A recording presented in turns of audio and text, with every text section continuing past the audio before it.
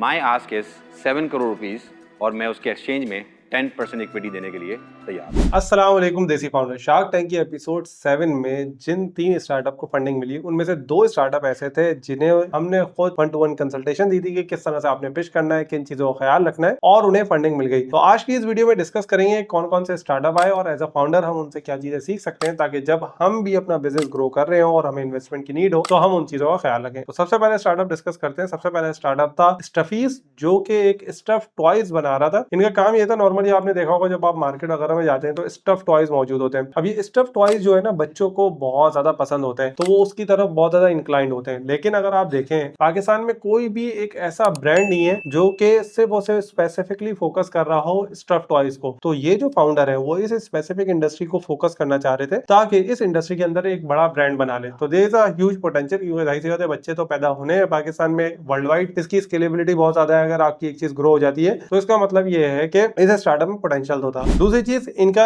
आज सी 25 lakh rupees for 10% equity. इसका मतलब ये कि 2.5 CR की वैल्यूएशन की थी। इन्हें 25 लाख रुपीस की फंडिंग तो मिल गई, लेकिन इन्हें अपनी इक्विटी 22% डाइल्यूट करनी पड़ी। इसका मतलब ये है कि इनकी वैल्यूएशन हुई 1.13 CR के आसपास। और इस स्टार्टअप में जो सबसे अच्छी बात हुई वो ये हुई कि ये जो इन्हें फंडिंग मिली वो सिर्फ एक शार्क से नहीं मिली बल्कि 3 शार्क से मिली, विच मीन्स कि ये तीनों शार्क का जो नेटवर्क है वो उन्हें हेल्प करेगा ग्रो करने में। इस स्टार्टअप से जो सीखने वाली बात है सबसे ज्यादा वो ये है कि ये जो फाउंडर था इसका पिचिंग का स्टाइल बहुत ज्यादा अमेजिंग था, बहुत काम था, बहुत सुकून से ऐसे चीजें बताई। दूसरी इंपॉर्टेंट चीज जो लर्निंग है वो ये है, इसके यूनिट इकोनॉमिक्स बड़े सॉलिड थे। जहां जहां नंबर्स की बात इनसे पूछी जा रही थी ये टक टक टक टक करके बता रहे थे कि भाई फॉर एग्जांपल मेरा जो है ग्रॉस मार्जिन इतना है, मेरे प्रोडक्ट की कॉस्ट इतनी है, उसमें से डिलीवरी कॉस्ट इतनी है। तो ये वाली जो चीजें होती है कि अगर आपका प्रेजेंटेशन का स्किल्स बहुत अच्छा है, आप कामली सारी चीजों को हैंडल कर रहे हैं, क्वेश्चन अच्छी तरीके से हैंडल कर रहे हैं, आपके यूनिट इकोनॉमिक्स अच्छे हैं, तो आपके इंक्रीज हो जाते हैं चांसेस फंडिंग रेज करने के। सेकंड जो स्टार्टअप था वो ट्री साइकिल था। इस स्टार्टअप को अगर आप देखें तो ये नॉर्मल कोई नया स्टार्टअप नहीं है। आपको पता है कि आपके और हमारे घर के बाहर 3 डब्बे वाले कचरा चुनने वाले आते हैं और कचरा कलेक्ट करने वाले आते हैं। लेकिन उसमें अगर आप एक चीज देखें वो ये है कि जो कचरा आपका कलेक्ट करने वाला आता है वो कोई ट्रेन बच्चा नहीं होता, वो कोई अफगानी या पठान टाइप के लोग होते हैं। वो आपका कचरा लेते हैं और लेके चले जाते हैं। लेकिन इनका क्या मौकफ था कि ये जो इंडस्ट्री है कचरे की ये बहुत बड़ी है, इसको हम पूरा का पूरा ऑर्गेनाइज करेंगे। ऑर्गेनाइज कैसे करेंगे? पहली चीज तो ये है कि जो कचरा कलेक्ट करने वाला है वो यूनिफॉर्म में आए प्रॉपर तरीके से, वो वेल ट्रेन हो। दूसरी इंपॉर्टेंट चीज, नॉर्मली क्या होता है जो कचरा जमा करने वाले आते हैं कचरा उठाते हैं और किसी एक दूर दराज इलाके में फेंक देते हैं, जिससे क्या होता है कि पोल्यूशन बहुत ज्यादा बढ़ रही होती है। तो इनका ये था कि भाई ये जो कलेक्शन करें कचरे की उसको ऐसे ना फेंके बल्कि रिसाइकिल यूज करें ताकि जो पोल्यूशन है उसमें कमी आ सके। तो उसके लिए ये क्या करते हैं कि ये कचरा जमा करते हैं हमारे घरों से, और जो कचरा जमा करते हैं उसके जाहिर सी बात है हमसे पैसे लेते हैं, जैसे दूसरा कोई भी बंदा हमसे कचरा कलेक्ट करने के पैसे लेते हैं। उसके बाद क्या करते हैं, उस कचरे को सेग्रीगेट करते हैं डिफरेंट कैटेगरीज में। डिफरेंट कैटेगरीज में सेग्रीगेट करने के बाद जो डिफरेंट बड़ी इंडस्ट्रीज होती हैं उनको ये कचरा बेचते हैं ताकि वो रिसाइकिल करके अपने प्रोडक्शन कर सकें। तो एक जगह से हमसे भी कमाते हैं और दूसरी जगह जब किसी और बड़ी इंडस्ट्री को बेचते हैं तो वहां से भी कमाते हैं। तो there is a huge business model in this particular business case. लेकिन अभी तक पाकिस्तान में किसी ने इसको अच्छी तरह से इंप्लीमेंट नहीं किया और एग्जीक्यूट नहीं किया। तो हो सकता है कि ये ट्राई साइकिल जो है इंप्लीमेंट कर ले। और ट्राई साइकिल वो स्टार्टअप है जिसको हमने 1-to-1 कंसल्टेंसी दी थी कि किस तरह से शार्क टैंक में पिच करना है और किन किन चीजों का ख्याल रखना है। इनकी आज सी 5 मिलियन रुपीस फॉर 5% इक्विटी। इसका मतलब ये कि 10 करोड़ की वैल्यूएशन ये लेके गए थे, लेकिन इन्हें 5 मिलियन की जो फंडिंग मांगी थी वो तो मिल गई, लेकिन इन्हें अपनी इक्विटी डाइल्यूट करनी पड़ी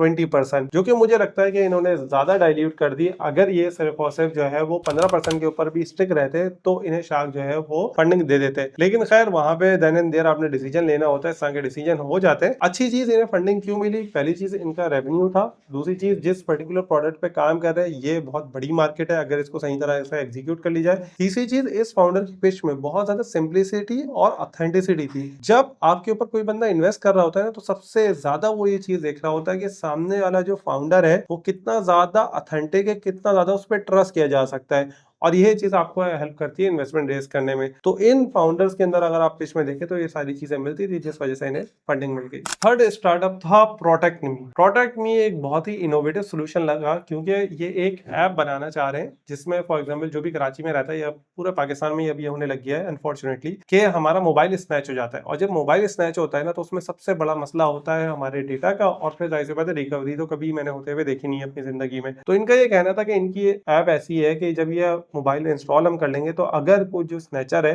वो मोबाइल ऑफ भी कर दे तो होगा क्या कि हम उस मोबाइल को ट्रैक भी कर सकते हैं और रिमोटली अपने घर से बैठ के उस पर्टिकुलर मोबाइल में जितना भी डेटा है उसे वाइप आउट कर सकते हैं। तो ये बहुत अच्छा फीचर है। इनकी आज से 9 मिलियन रुपीस फॉर 10% इक्विटी, इसका मतलब 9 करोड़ की वैल्यूएशन इन्होंने लगाई थी, लेकिन इन्हें फंडिंग नहीं मिली। उसका सबसे बड़ा रीजन था कि इनका अभी एमवीपी ही रेडी नहीं था। जब एमवीपी रेडी नहीं था, जाहिर सी बात है यूजर और रेवेन्यू की तो बात ही नहीं होती। हमेशा याद रखें कि आपका आइडिया कितना भी अच्छा हो, लेकिन अगर उसका केस स्टडी नहीं है ना, उसकी कोई ट्रैक्शन नहीं है, तो इन्वेस्टर का रिस्क बहुत ज्यादा हाई हो जाता है और उसे नहीं पता। क्योंकि देखिए आइडियाज तो बहुत सारे लोगों के पास एक दिन में बहुत सारे आते हैं और जो टेक्निकल लोग होते हैं उनके पास तो बहुत ज्यादा आते हैं क्योंकि उनके पास टेक्निकल स्किल होता है, लेकिन क्या वो उसे एग्जीक्यूट कर पाएंगे या नहीं कर पाएंगे, ये बहुत बड़ा रिस्क होता है। और इन्वेस्टर इसी वजह से ऐसे स्टार्टअप्स में कम इन्वेस्ट करते हैं जो कि अभी सिर्फ आइडिएशन स्टेज पे होते हैं, क्योंकि उन्हें ये नहीं पता होता कि जो फाउंडर है वो इसको एग्जीक्यूट कर पाएंगे या नहीं कर पाएंगे। तो जब भी आप अपने स्टार्टअप पेश करने जाएं तो आपकी कुछ ना कुछ ट्रैक्शन जरूर होनी चाहिए और आपका प्रोडक्ट रेडी होना चाहिए ताकि वो देख सकेंगे आपका प्रोडक्ट किस तरह का होगा और वाकई में चल भी रहा है या नहीं चल रहा। फोर्थ स्टार्टअप था लिप एक्सआर। लिप एक्सआर का अगर मैं आपको सिंपल वर्ड्स में बताऊं तो वो ये क्या कर रहे थे कि हमें पता है कि हमने जब स्कूल में पढ़ा तो होता क्या था कि हम बुक में पढ़ते थे कि सोलर सिस्टम क्या है, बुक में देख लिया और याद कर लिया। इसी तरह से केमिकल रिएक्शन कैसे होते हैं याद कर लिया, सारी चीजें हमने याद कर ली, फिजिक्स के लॉ याद कर लिए। लेकिन लिप एक्सआर क्या कर रहा है कि जो भी चीज फिजिकल वर्ल्ड में हम पढ़ रहे हैं बुक के अंदर, उसको वो ऑगमेंटेड रियलिटी में प्रैक्टिकली दिखा देगा 3D में हमारे सामने। मतलब होता ये है कि फॉर एग्जांपल अगर आपने पढ़ाना है ना सोलर सिस्टम, तो वो क्या करते हैं कि वो आपके सामने वर्चुअल रियलिटी के जरिए, ऑगमेंटेड रियलिटी के जरिए आपके सामने नजर आ रहा होगा बच्चों को कि किस तरह से सोलर सिस्टम है,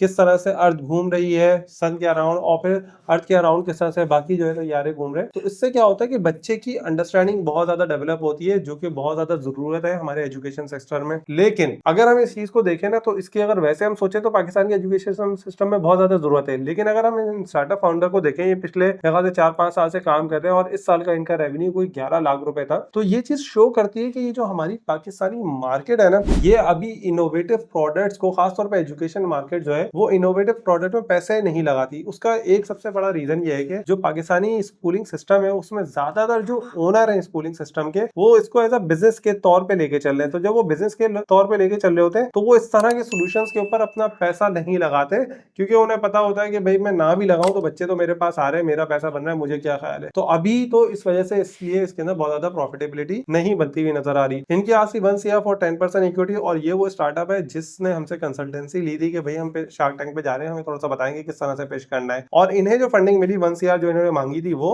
लेकिन इन्हें 10% की जगह 25% अपनी इक्विटी डाइल्यूट करनी पड़ी। इस पर्टिकुलर अगर आप बिजनेस को देखें ना तो इससे जो एक सीखने वाली चीज है वो ये है कि ये जो फाउंडर्स हैं, मैं जो बात कहना चाह रहा हूँ वो शायद आपको बुरी लगे, लेकिन फाउंडर्स को ये पर्टिकुलर स्टार्टअप के ऊपर काम छोड़ देना चाहिए। वजह ये है कि देखें जब आप 4 साल से काम कर रहे हैं ना और फिर भी आपका रेवेन्यू नहीं बढ़ रहा, तो इसका मतलब देयर इज समथिंग रॉन्ग। या तो आपकी एग्जीक्यूशन में कोई मसला है या तो वो मार्केट ही भी अभी प्रिपेयर नहीं हुई। मेरे हिसाब से ये मार्केट अभी प्रिपेयर नहीं है एजुकेशन की सेक्टर जो इस तरह के प्रोडक्ट के लिए पैसा निकाल सके और फाउंडर जो है उससे पैसे बना सके। दूसरी चीज, इन्हें जो फंडिंग भी मिली वो रोमाना से मिली और रोमाना ये बता रही थी कि भाई हमारे पास इस तरह के क्लाइंट है जिनके हम इस तरह के प्रोडक्ट डेवलपमेंट कर सकते हैं। तो वो भी इसको सर्विस बेस्ड बिजनेस के तौर पे देख रही थी, वो ये नहीं देख रही थी कि पाकिस्तानी स्कूल में इसको हम ग्रो करेंगे। तो इन फाउंडर्स को चाहिए कि अपने जो बिजनेस था, पैशन ठीक है अपनी जगह ठीक है, लेकिन जब वो बिजनेस यूनिट के तौर पे आप देखें वो पैसा नहीं बना रहा, तो इट्स बेटर कि आप पिवट कर ले और जो है उस चीज के ऊपर काम करें जिसमें पैसा बन सके, ताकि आप खुद भी ग्रो हो सके और एम्प्लॉयमेंट भी क्रिएट कर सके। लास्ट स्टार्टअप जिसका नाम था कासिफ, जो कि एक ब्लू कॉलर लोगों की मार्केट प्लेस है। फॉर एग्जाम्पल कि आपका गाड़ी खराब हो गई घर पे तो आपने मैकेनिक को कॉल करके बुला लिया, वॉशिंग मशीन खराब हो गई आपने मैकेनिक को कॉल करके बुला लिया। तो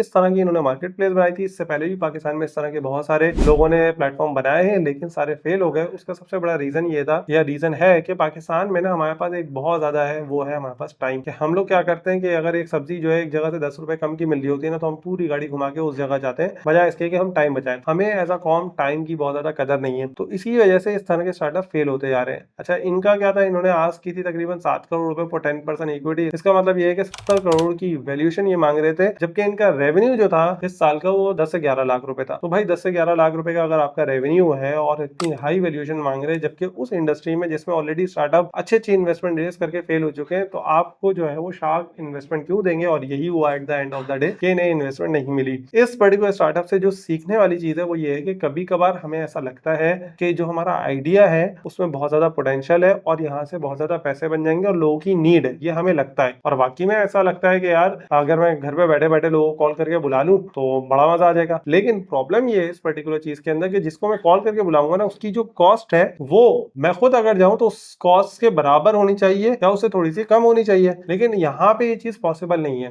जब भी मैं कॉल करके बुलाऊंगा तो वो स्पेसिफिक बंदा आ रहा होगा, स्पेशल मेरे लिए, उसका पेट्रोल भी लग रहा होगा, तो जाहिर सी बात है उसकी कॉस्ट कम होगी। तो वो जो हमारी मेंटालिटी है नेशन की, उस मैच नहीं कर पा रही होती है, जिस वजह से ये इस तरह के स्टार्टअप पाकिस्तान में ग्रो नहीं हो पा रहे। इस तरह के स्टार्टअप तभी ग्रो हो पाएंगे पाकिस्तान में जब करीम या उबर जैसी फंडिंग लेके आए और बहुत ज्यादा मास लेवल के ऊपर मार्केटिंग करें, अपना पैसा 5-6 साल लगाते रहे, उसके बाद इस तरह के स्टार्टअप ग्रो होंगे। अदरवाइज नॉर्मल छोटी छोटी फंडिंग से स्टार्टअप ग्रो होने वाले नहीं है। ये था मेरा एनालिसिस इस पर्टिकुलर चीज के लिए। अगर आप भी शार्क टैंक में अपने स्टार्टअप को प्रेजेंट करना चाह रहे हैं नेक्स्ट सीजन में, तो जरूर हमें कॉन्टेक्ट करें। हम आपको 1-on-1 कंसल्टेशन देंगे, हम आपको पिच डेक में हेल्प करेंगे और आपको आपकी पूरी फाइनेंशियल प्लानिंग में हेल्प करेंगे ताकि आपका चांस बढ़ सके इन्वेस्टमेंट रेज करने का। Thank you very much, see you. Channel को सब्सक्राइब करें, वीडियो को लाइक करें। अल्लाह हाफिज।